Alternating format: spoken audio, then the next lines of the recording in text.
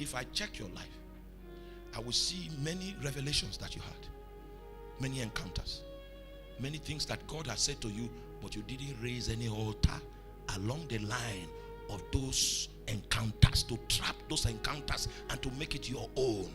Many of you have lost things. You have missed out of things.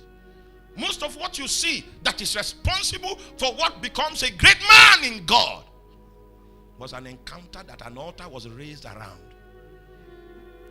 In the first instance, when the things came, they were feeble, they were faint, they were weak things. But when the altars were built around them, many years later, they began to gain strength and capacity and shape and structure.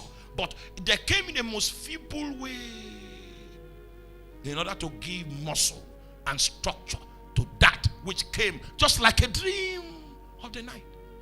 And to make it a concrete reality, you may need to build an altar.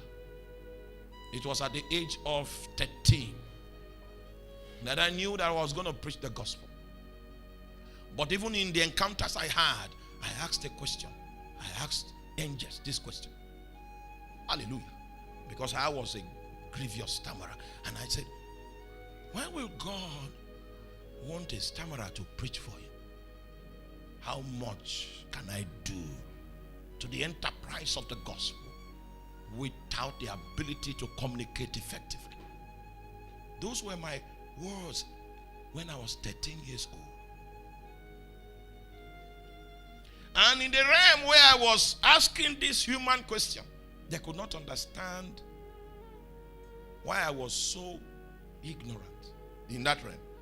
In fact, one of the angels, I found out experientially that angels are very difficult to appease. Because of the question I asked, the scroll the angel was reading, which I have now understood that it was the outline of my destiny. If I was a little bit more patient, maybe I would have gotten the entire thing he was trying to read. But I punctuated him with my question.